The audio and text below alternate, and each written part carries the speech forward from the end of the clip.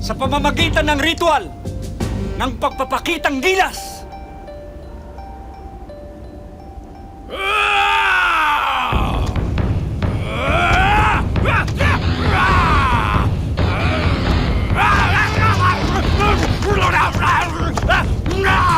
Ang kailangan namin ay mandirigma. Hindi, halimaw! You...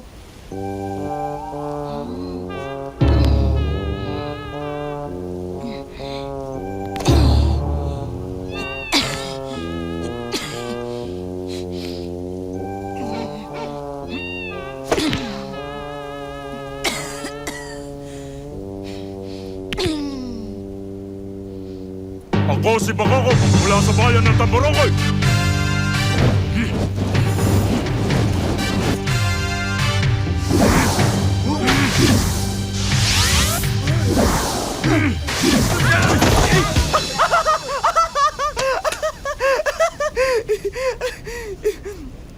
Galing siya.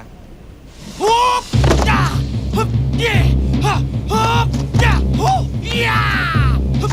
Ya! Hu! Katumbal! Bayan ng Pulo Pandan! Ya! Ya! Hu! Hup! Ya! Hup! Ya! Hup! Ya! Hup! Ya! Ako si Tukmol, galing ng Gimbalaon. Wow! Ah! Ew! Oh!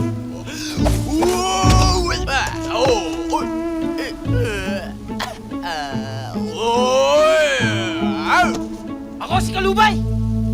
Sa bayan ng Kabangkalan! Ano ba ang kaya mong gawin? Marunong ako magluto! Maglaba! Mamlansya! Marunong ka ba makipaglaban? Hindi po! Mabait po akong tao! Marunong ka bang lumakad? Sige na, umuwi ka na. Next! Ako si Putakti, galing ng Kamakama.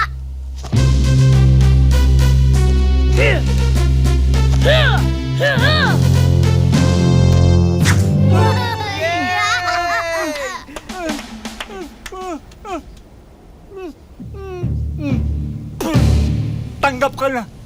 Ako si Gilamos, bayan ng Baryo Padik! Ano ang galing mo? Ha? Naintindihan mo ba ako? Ha? Ay! Ka ba? Oo. Oo, sabi na nga eh. Sige, malis ka, sispahin kita eh. Ha? Sisibating ko ito eh! Oo. Oo. Si Mang? Si Mang? Si Mang? Ate, wala na si Simang, umiska po na. Kaya nga kaming dalawa nilang ni Rocky naghanda ng almusal eh. Ha? Saan nagpunta? Umalis na, lumayas. Ha? Paano? Isang tomong hindi binabayaran yung sweldo niya. Tingnan mo. Diyos Mas ko scared na naman. Ba't pa naman hindi man lang siya nagpaalam? Ikaw kasi. Hindi pa naman tayo sanay na walang katulong.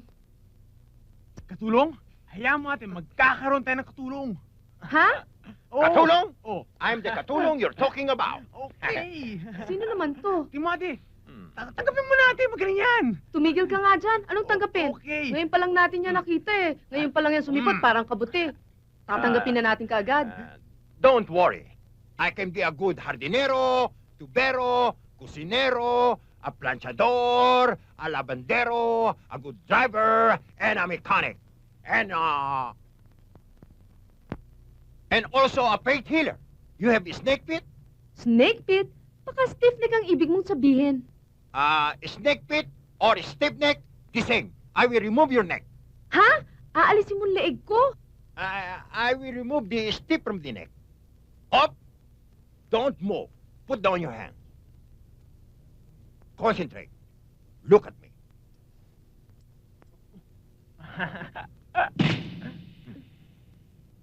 Ba? Okay. Mukhang okay nga ah. See? Nawala ah. Tagalin mo to.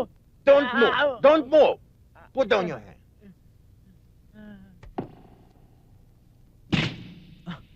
Okay ah. Huwag sa akin, huwag sa akin.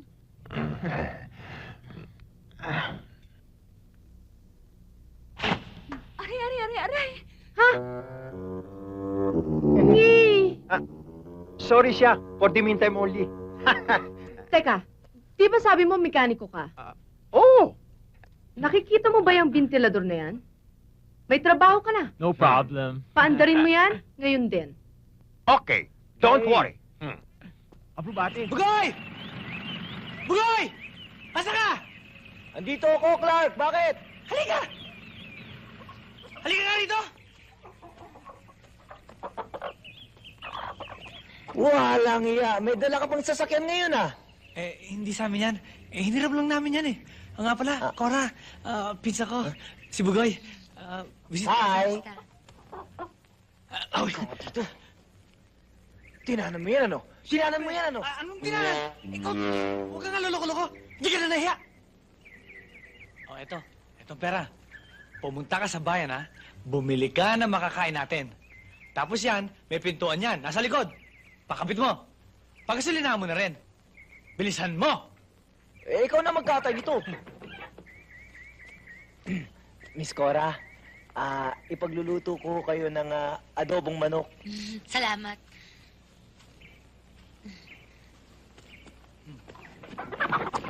Sige na! Umalis ka na!